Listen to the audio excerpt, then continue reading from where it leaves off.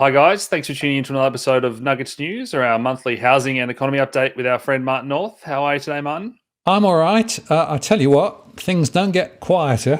Things get ever more crazy. They certainly do. It's been a crazy month in the crypto world as well. I know we're going to touch on that today, but any opening thoughts before we get into the slides? Well, I'm fascinated by the way that the markets have been oscillating between enthusiasm and doom and gloom and back and forwards and back and forwards, right?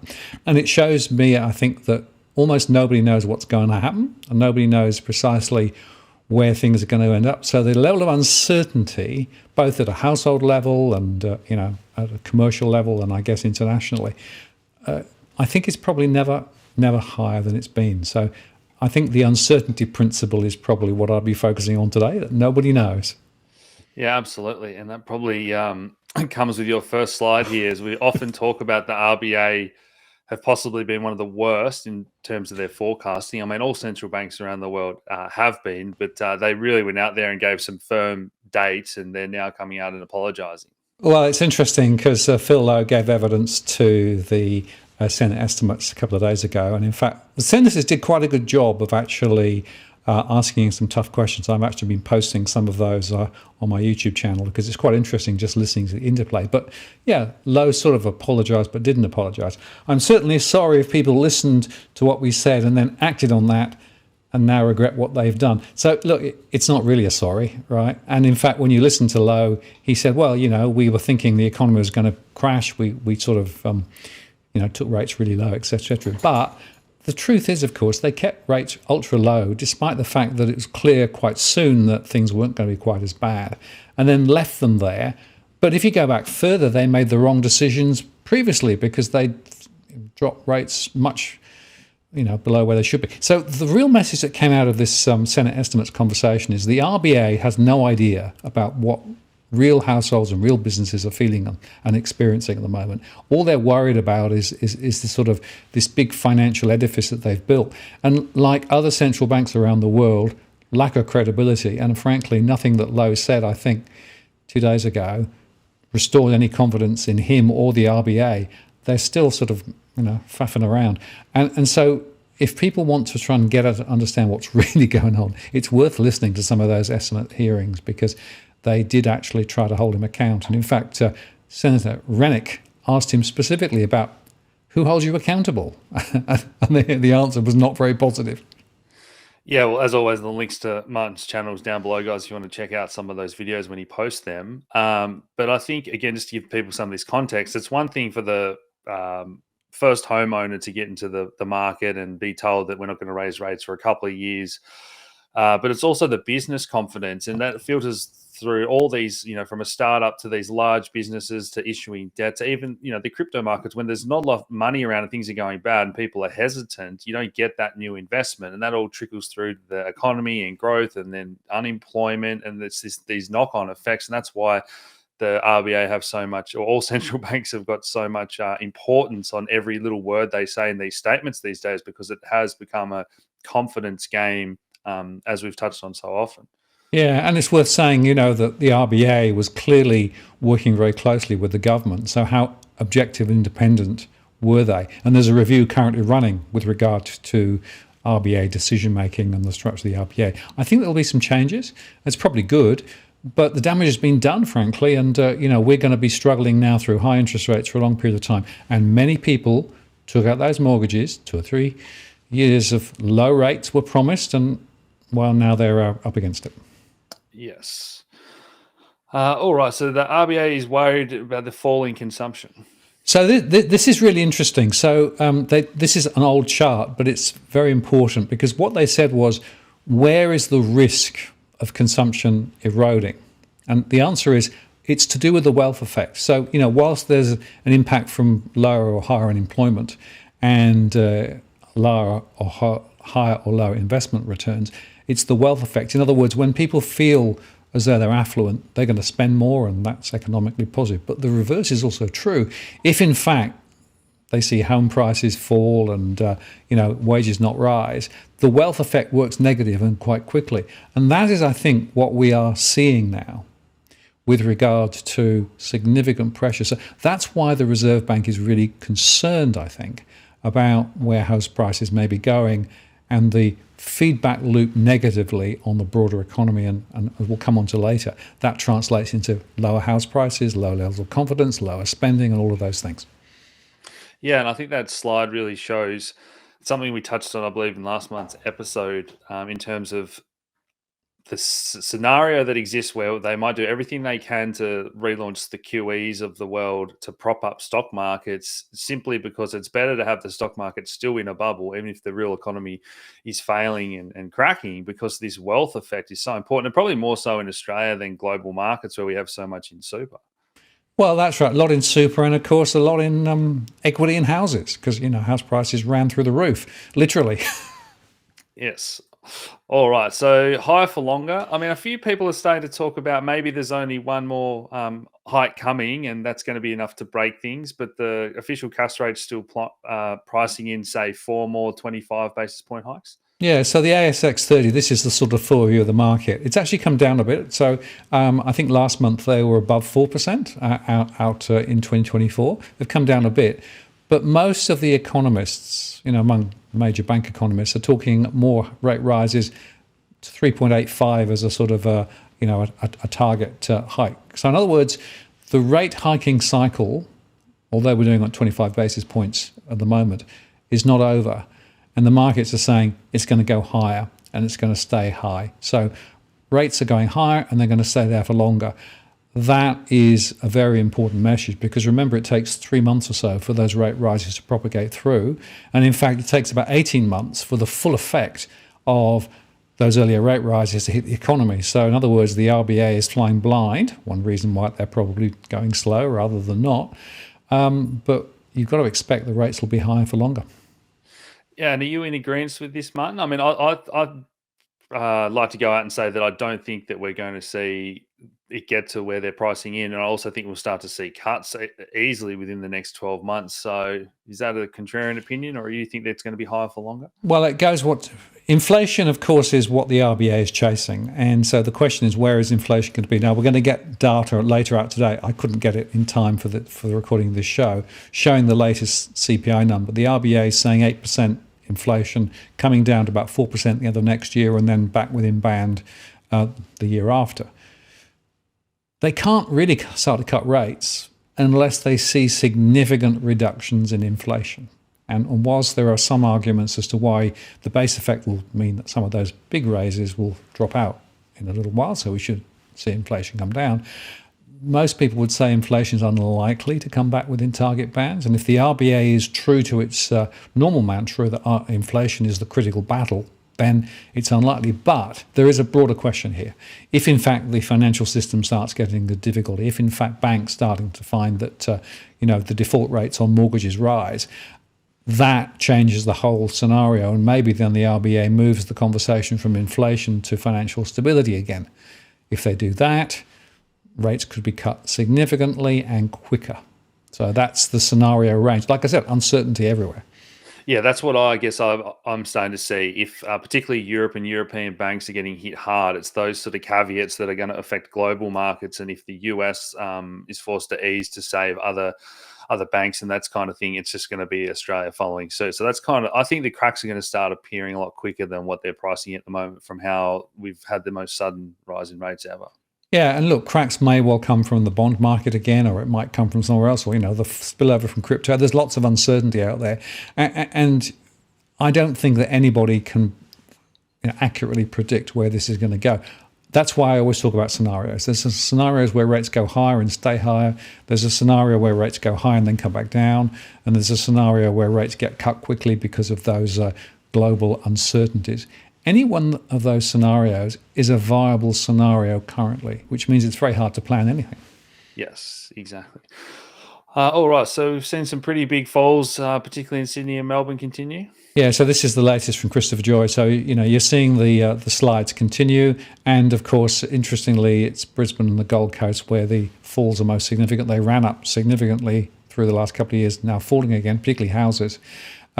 Most states and territories are seeing some adjustments. And the question, of course, is now how far down. So ANZ came out and said 18 to 20% total falls. Christopher Joy is saying 20 to 25, maybe even 30%, I think. So there are lots of different opinions there. Again, the uncertainty principle is nobody knows, right? But certainly the chances of seeing any capital growth in property in the next couple of years is, I would say, close to zero as you can get. So in other words, it's now going to be, is it sideways, is it down, and how far down? Okay, so rents are still ticking higher as well? Yeah, interesting data on rents that I saw came out yesterday, I think it was. And the interesting observation, if you look at Sydney and Melbourne, rents are now back to where they were in 2017, 2018. So, they've come back up again. In other places, in regional areas, they're quite a lot higher.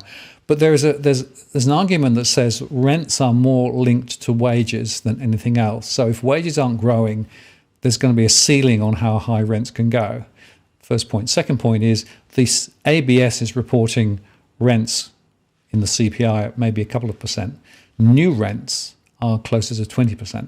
So there's a lot of CPI overhang yet to come into the official numbers because there's always a lag, which would suggest to me that these rising rents, as well as putting pressures on households, are also going to put pressure on inflation as well.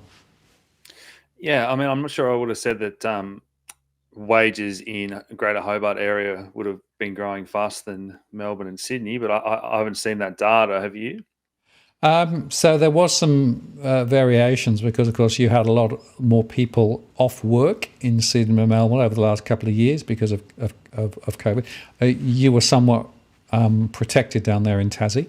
But you've got to actually go, if you want to look at wages growth, you've got to break it down by individual groups and individual occupations. There are some occupations doing really well. For example, people working in the construction industry, if you're a tradie, you can pretty much ask what you want and get paid, right? Whereas if you work in healthcare in the public sector, a lot of public sector wages are going backwards in real terms. Plus, there's almost no growth. So it depends on the mix.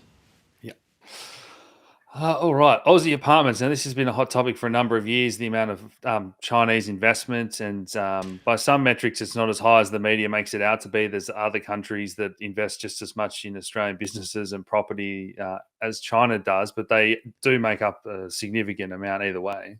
Yeah, so what's important is that not all investors are from China, but there was a significant tranche of apartment purchases from China over recent years.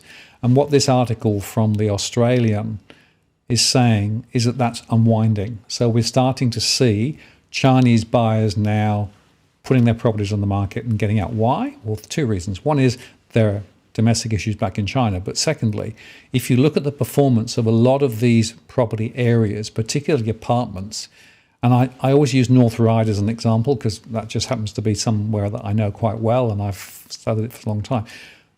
Apartment prices in North Ryde were higher in 2017 than they are today. And the returns, therefore, are negative. And in fact, from a rental perspective, not good. So what we're starting to see now are some of these coming on the market. And in fact, that's one of the reasons why property listings are quite a lot higher. So there's a lot going on here. And I agree with you that this is not the only story with regard to property. But in some suburbs, particularly in the high-rise areas, there's a lot of damage still to come through. Yeah. Not too much to say on consumer confidence, a little bit of a bounce, but still a little bounce, you see, this week, and I reckon that's the Black Friday sales, So, we're still going to sell, we're still going to spend whatever, right? We but look, the confidence levels are still way down. And this is the big contradiction. So households are still on one hand spending quite big, although a lot of that is more because you're having to spend more money just to get the same goods as last time because of high inflation. But the confidence levels are really low. And that's the same in a lot of Western countries as well. So if you look in the US, if you look in the UK or in New Zealand. Now, you could argue, I think, that confidence is a leading indicator, sales is a lagging indicator, which would suggest to me that if the confidence measures are roughly right, then we're going to see sales dropping on quite quickly ahead, which is going to put more negative impact on the momentum with regard to GDP growth. Yep. Here's a slide on the earnings and wages. Yeah, so this is just from the latest statement of monetary policy that highlighted the fact that the RBA is saying there's going to be some wages growth, but it's not going to be sufficient to offset the higher levels of inflation for at least a couple of years. In other words, no real wages growth at all. And in fact, interestingly, going back to that Senate discussion, there was a lot of discussion about nominal wages growth rather than real wages growth. Now, of course, real wages growth means after inflation. So the RBA is only targeting nominal wages growth, which is very interesting. And what it means is that in real terms, many households have continued to go backwards. And in fact, if you trace the trends, it was 2011 and 2012 when many households last got a wage rise which actually improved their living standards. Since then, most households have gone backwards unless you are in the more affluent segment where you're getting paid a lot more and those wages and bonuses are much higher. But many people have seen no growth in real income in many years, and now the RBA is saying expect it for the next couple of years. And of course, recently Lowe said, we don't want to have too high wage inflation because if we do, that's going to stoke inflation again. And he was arguing for people being very cautious about making wage claims. In other words, never mind what the 1% is doing, most people are going to be squeezed and squeezed even more by this. Yeah, what we've spoken about on both our channels for a long time, it's about being behind the eight ball, and it's very hard to catch up, particularly if it becomes just a compounding effect, particularly at these higher inflation rates. You're just in real terms falling further and further behind. Absolutely. And look, the inflation rates around food, for example, are very, very high, which means that people are having to scale back or just buy less good quality, or and in my surveys I've put an extra question in now asking specifically about how people are handling this. And it's interesting, some people are actually spending less, some people are not going out anymore, they're eating at home, some people are skipping meals now. That's really concerning. Yeah.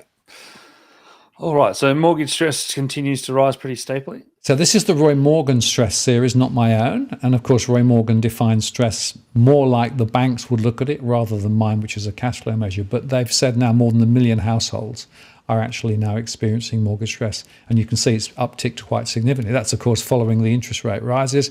Remember, I said lags of 2 to 3 months behind. So we're going to see more stress later.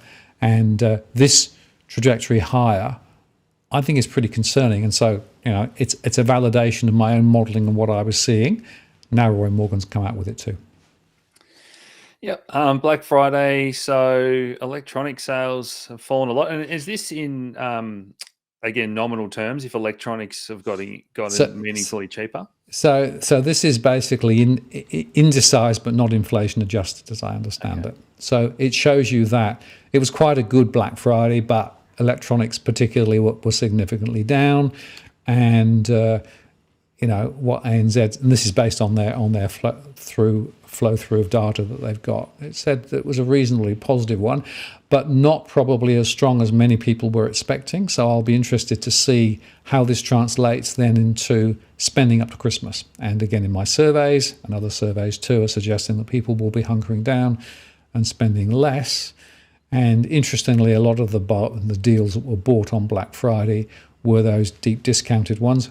There was a lot of stuff that was not really deeply discounted, but people still bought it anyway. So it's quite interesting what's going on. I think the next 2 or 3 months, retail sales, worth a watch. Yeah. So New Zealand continued to be more aggressive than Australia in terms of their hikes. Yeah, so New Zealand, again, lifted by 75 basis points, and now they're saying the terminal rate could well be over 5%. Some of the markets are saying 5.5%. And basically, Adrian Orr said, we've got to do it, we've got to crush inflation. So it's the same mantra as Phil Lowe, but he's sort of following through more than Lowe is in terms of actually lifting those rates. They did say that unemployment was still really low and that households still had some buffers, but then did concede that not all households were in that boat. So they're expecting home prices to fall further. They're expecting more households to get into difficulty. Of course, the property market in New Zealand is coming way off the boil. But interestingly, some of the price falls in Australia are more significant.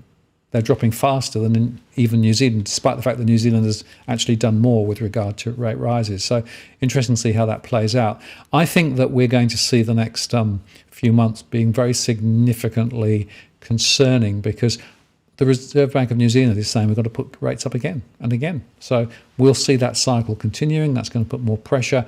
And they are talking about this fundamental idea of driving down demand. We need to stop people spending. We need to stop people borrowing as much. Driving down demand to get to demand and supply in equilibrium. Right? Interesting that, of course, the supply side is maybe political and government rather than the demand side, which is monetary policy. It shows you how the monetary policy and government policy stuff is sort of connected, but nobody really wants to join the dots. There's political weight there to try and not do too much to sort of mess around, with stuff that they could control. So they leave it all to the heavy lifting of the Reserve Bank. And the Reserve Bank here and in New Zealand, they keep saying the government's got to do other things too. There's got to be other policies done to bring this back into equilibrium. Otherwise, they'll have to put rates up higher, and that means that effectively mortgage rates and everything else will be higher too. So, Martin, any thoughts about why New Zealand hasn't fallen as quickly as Australia? I mean, don't they have similar debt to GDP and household debt to GDP and those sort of metrics, similar in terms of the lockdowns and mandates and that kind of thing? So any reason why you think they have had more buffer in savings, or what's the difference there? So there was a bit more buffer in savings. They also have more longer-term fixed-rate mortgages in the system, I think. Okay.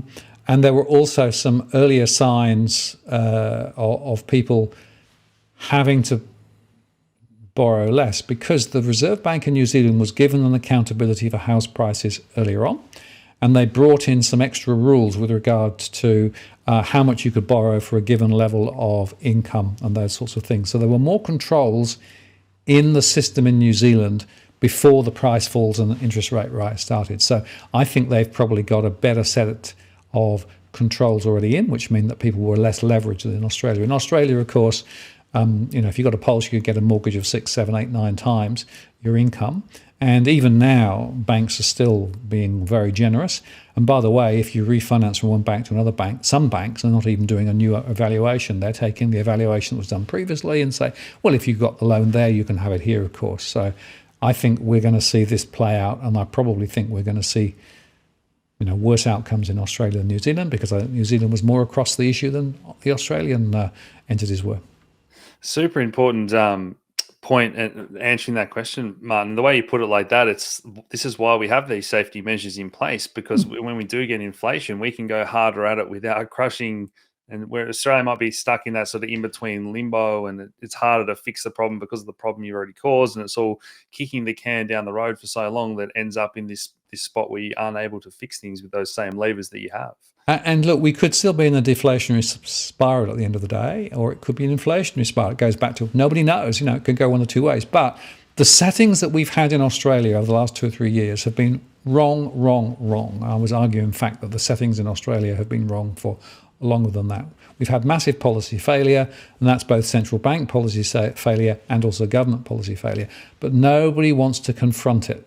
Everybody wants to sort of sidle around it and say, she'll be right. I think in New Zealand, they actually are doing more of the right things to get this under control. So I think they'll come out of it quicker, and I suspect that the damage ultimately will be less than here in Australia, because we're muddling along rather than actually dealing with the things that we should be doing. And just to give you some ideas of muddling along, look at Spain. Look on the next chart, right? Spain has said they're going to help mortgage borrowers as rates surge. About 1 million Spaniards are going to get help from the government to pay their mortgages.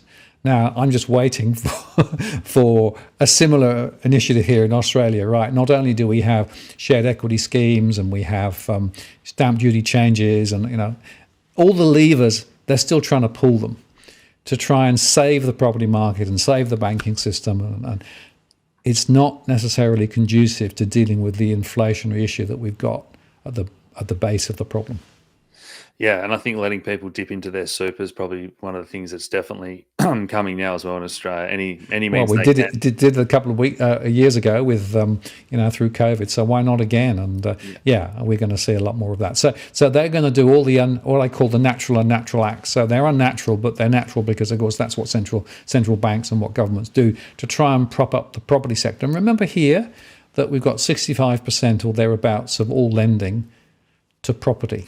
Right, and if you add then the construction sector over the top, it's nearer 70%. So we have a massive property leverage problem in Australia, and the banking system is highly exposed to it, which is going back to what I said earlier. If prices really drop, that's going to put huge pressure, not just on individual households, but potentially on the banking system as well.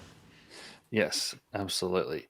So we've already seen a lot of talk around the official US figures and whether or not they are in a recession, if that counts as in a recession. But now the UK is ticking down as well. Well, so the UK declared that they were in a recession, and they basically said, look, it's going to be a shallow recession, but it's going to be a bit of a long recession, a couple of years.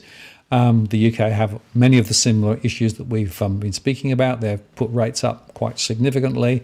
They've got very low productivity. They've got very low wages growth. There's lots of industrial action in the UK because people are struggling to try and get wages increased. And in fact, the nurses are going on strike. The trains have been on strike.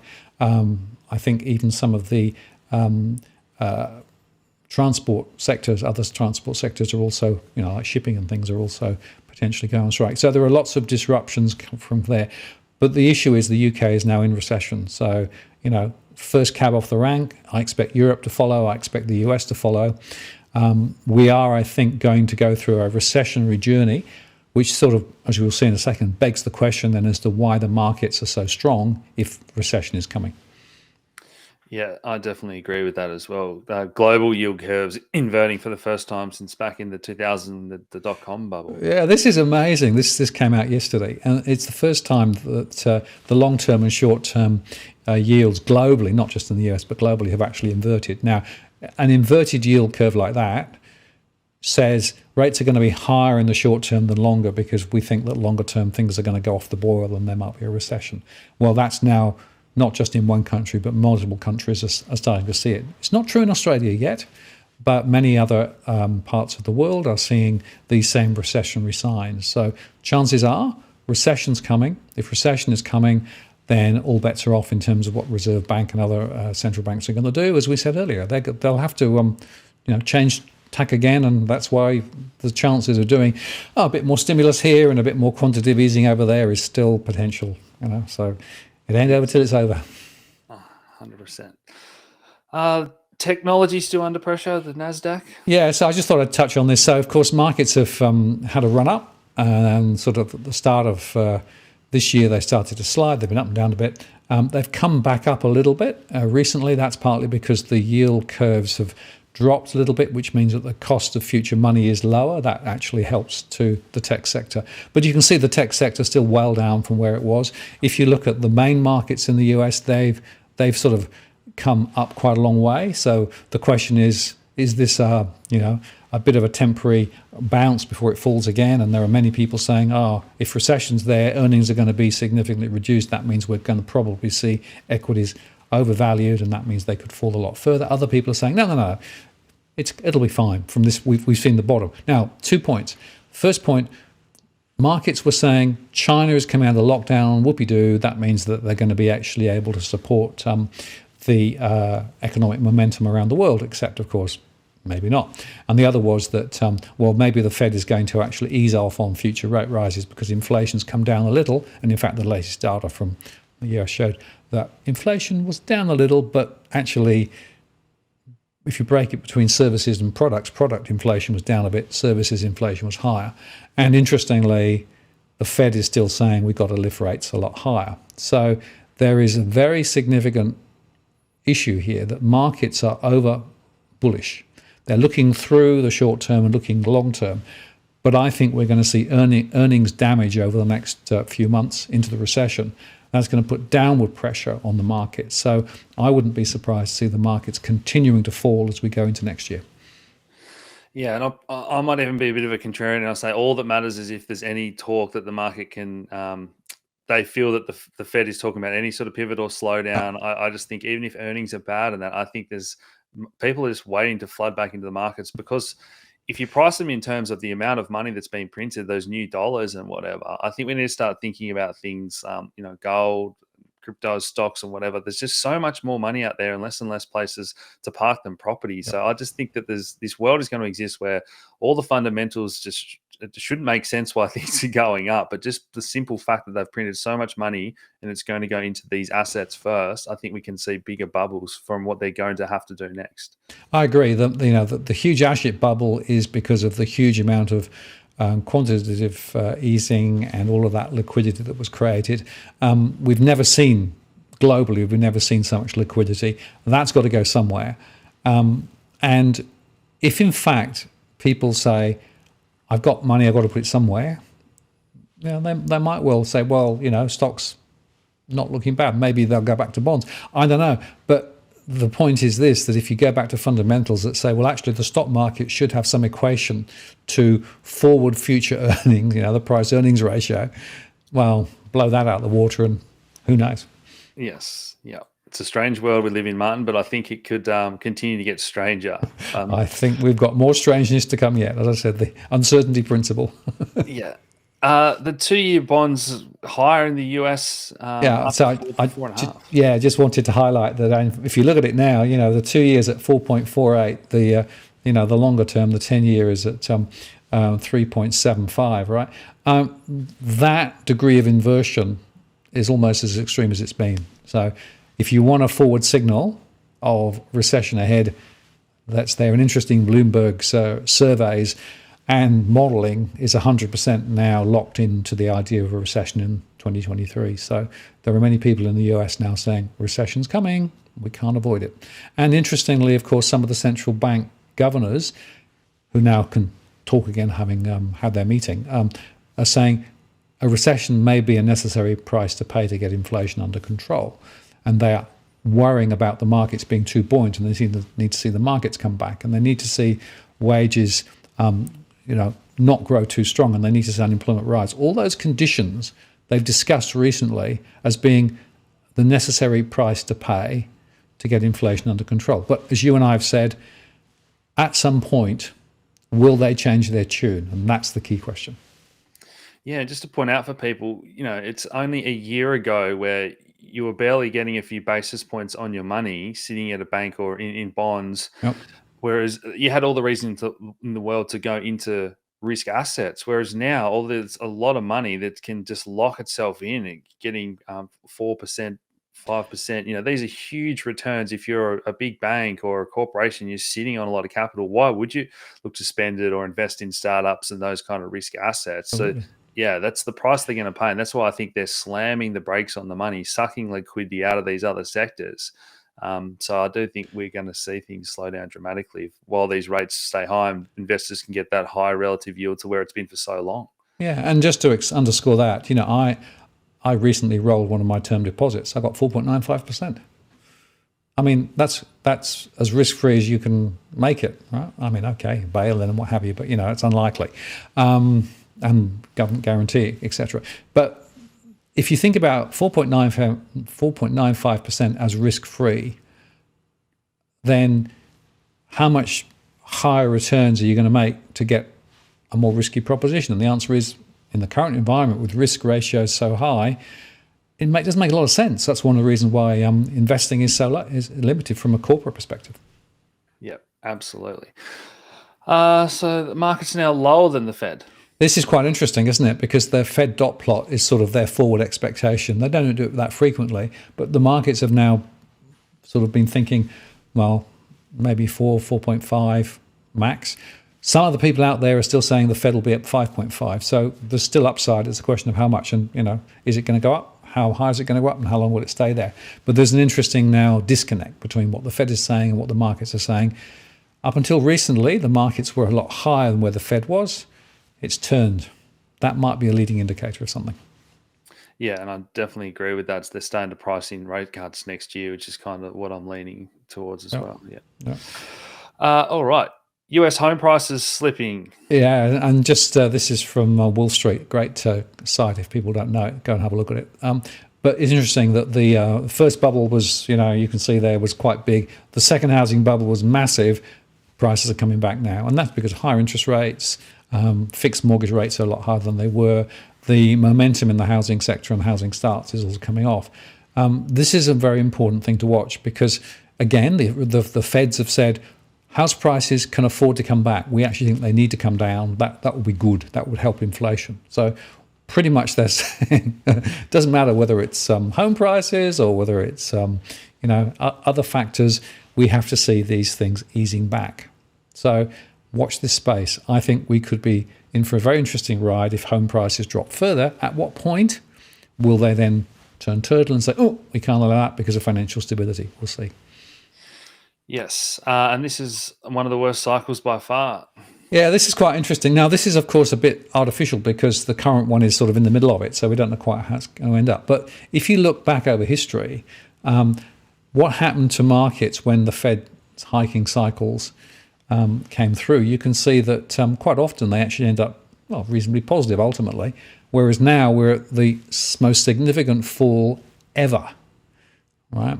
That tells me something quite important in terms of, again, we were into a lot of uncertainty here, and the current story is that the markets are down significantly compared to where they would often be in a hiking cycle. Now, obviously, the Fed hiked significantly and fast. That's going to have a flow-on effect. But it does beg the question, is there more downside ahead, or are we going to see markets begin to turn the other way again, which goes back to my uncertainty. Nobody knows. Yeah, and I think this kind of gives us some scope to talk about if they do pivot, then there possibly could be one of the sharpest V-shaped recoveries, depending on if they have to go those easing conditions. Yep, that's right. Just print a bit more money and flood the markets again, and the markets will take off, and we'll see massive acceleration in stock markets. And there are people out there talking about a 20% increase next year of stock values. There are other people talking about a 50 or 60% fall in stock values, right? Both those futures, could be. Nobody knows which. Yes. It all depends on their actions. Yep. So China's had some interesting policies lately with the lockdowns and talking about reopening and now some changes for their banks. Yeah, so it's very interesting. So they've done a whole bunch of measures to try and support the property sector, including more loans to some of the property developers. They've reduced their RRR, that's the required reserve ratio. In other words, the banks can lend more money without having to hold capital against it. So increase the risks on the banking system, but it puts more money into the system. And of course, we've had recently now the lockdowns as the virus continues to rage in China. We've had all the protests over the weekend. People standing up with blank pieces of paper like they did in Hong Kong in protest. The number of protests were quite significant, although they seem to be tailing off now. So those who argue that China is ready to march back and really increase its growth are being confronted by a whole bunch of realities. What is interesting is the amount of stimulus and support for the property sector that has been announced so far, about 16 measures so far. It's significant, but not dramatic. It's not going to be enough to sort of bring the property market back to where it was, because, of course, what they were concerned about there was the unsustainability of the property sector. So we're seeing some support, but anybody who thinks that this is going to be the green light for massive commodity improvements in terms of prices, I think are probably fooling themselves. And of course, the oil price is down a bit quite substantially because future demand is from China is probably less than expected, and China is one of the biggest importers of oil. So a lot to watch there. Well, man, speaking of reserve requirements and that type of thing, we've touched on this before we talk about the banks and having these reserve requirements of around 10%, but we've seen in the crypto world, as soon as you've got more liabilities than assets and some of your collateral goes down, whatever, the contagion continues. And this was a true black swan event. FTX was the second biggest exchange in the world, used by myself and many others. Nobody could have seen this coming. And now we've got a further round of contagion in the wake of FTX bankruptcies.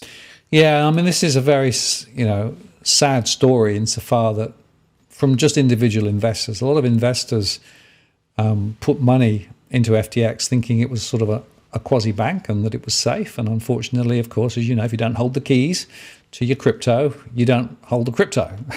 Now people are unfortunately finding the story out. But it's the contagion that's interesting, because if you go back to a crypto lender called BlockFi was actually bailed out by FTX earlier in the year because they got into difficulty.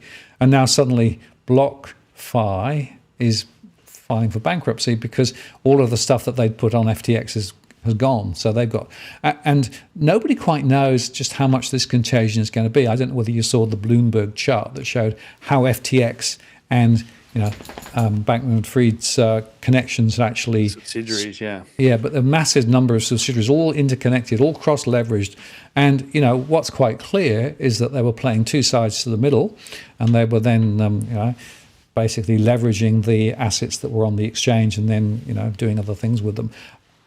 Interestingly, the regulators in the US knew about this a few months ago and were asking hard questions, but didn't do much about it. Maybe that's because he was seen as, high flying and had the right political connections. I don't know. But I'm not sure anybody yet knows what the limits of the contagion here will be and what the implications are. What I would say is that many people will now be questioning, crypto in its entirety. But of course, you've got to be careful, because you can't blog everything in one lump and say that means that Bitcoin and crypto are all sort of in the same boat. Maybe not. I think there are some differences there, but a lot of these derivative-led leveraged investments, where a lot of people are being promised huge returns, are now shown to be a sham. And of course, it's completely unregulated. Even in Australia, the regulation, caught people out with FTX Australia, 30,000 customers probably with losses there. And unfortunately, of course, it's got all now stories in the papers and on ABC, somebody putting their superannuation into a crypto and then losing it all. This is a really, really sad story. And I guess there's a couple of observations. One is nobody knows quite how far the bounds are going to be. But a lot of this stuff, this cross-leveraging and everything else, this is precisely the way that it played out through the global financial crisis as well. Yeah. And a lot of the same philosophy, and actually even some of the same players, are actually doing precisely the same. This is, to me, corporate greed. This is actually people profiting on this. And the key point is that if you stand by the idea that Bitcoin is the decentralized, devolved, no central control, you own your own bit of it, and you have a cold wallet. This is 1 billion miles from this end of the crypto land, isn't it? Oh, 100%. It's these centralized players and the centralized actors, and everything in DeFi has been working properly. People get liquidated at certain prices, and there's no double lending or anything. It's all on the blockchain. So I think it's important, as you say, to separate that this wasn't Bitcoin or Ethereum. This is the centralized exchanges and the same concepts that are still going on in the traditional financial system in the world of trillions of derivatives and who owns what. That's all still the same game there. But some of the stuff that has come out, we've got a thread in our research group about all these connections, as you say, links to Ukraine, links to the different political parties, and there hasn't really been any repercussions yet. It's just, the CEO is still doing interviews and so on, and some of the wild stuff that's happening in Bahamas. And I think there's already been a couple of people come out to make movies and documentaries about this, because it is probably the wildest story since Lehman Brothers or Enron or whatnot. So yeah, more details to come out. I think, as you said, it's just a big mark on the crypto industry. But at the same time, I think that I haven't seen sentiment this bad, with everyone saying, oh, this is horrible, this is as bad as it gets. So possibly that can sometimes mark a bottom for markets, but yeah, not good. No, and just remember that we had 3 trillion in crypto at the best. It's now about 800 billion. Yeah, a huge fall. And of course, there's no guarantee that things are going to fall further. In fact, even people are saying, well, maybe even Bitcoin could go to 12,000 US or something. I don't know. I mean, the point is, an object lesson, it's not regulated. Most people who got into it didn't understand what they were getting into, and basically, I think, were sold the dream, the vision. And there's this thing called multi-level marketing, which it's really important for people to understand, because the people who are on the ground floor, might do quite well if they can persuade other people to buy stuff, and then they persuade other people to buy stuff. But as you come in later, you're basically hoping that you can find other people, maybe the greater fool, to continue the same story. This is a really worrying aspect of this whole thing, because it means that nobody knows what the true value of anything is. And this goes right back to the global financial crisis and right back to those fundamental issues. And so I think caution is important, but don't throw a baby out with bathwater, right? That doesn't mean necessarily that the idea of having a decentralized, devolved, immutable entity on the blockchain is necessarily dead. It just means it may actually be morphed. And maybe if we clear away some of the rubble and also get an appropriate degree of regulation in on this, that will probably be a good thing. But I'm afraid that a lot of people have lost confidence and lost their shirts. Absolutely. And it's been another period of, as you said, washing out all those high yield things that weren't sustainable. And now that you can get 5% on a US government bond, like off the crypto yields themselves are even less attractive, and it's all relative. So I guess it's a learning lesson for the crypto investors that haven't thought about these things in terms of relative yields before. But like all bear markets, a big washout at the moment. But fantastic episode, Martin. Always great chatting, and we'll have to do it again next month. I'll just make one thing. I want to just highlight the fact that branches are being closed in regional areas across Australia, and I'm in the middle of a campaign to try and stop it, because basically we know that regional communities need branches and need branch banking. I'm working with, for example, Cooper Pedy, which is 500 miles from the local branch down the road once Westpac shuts. It's really important that people think about this, because we are not all digital and we can't do everything digitally. So if people want to find out more about regional bank closures and what we're doing about it, go across to my site and see some of the recent shows that I made, because there's a really big story here. We've got political parties starting to get active and involved. We've had statements in the Senate, and I've put a request into the Senate for an inquiry specifically on this. This is a big deal. Yeah, a great cause to get behind, and I'll support that as well, Martin. So thanks everyone for your time, and we'll see you again next month. Cheers.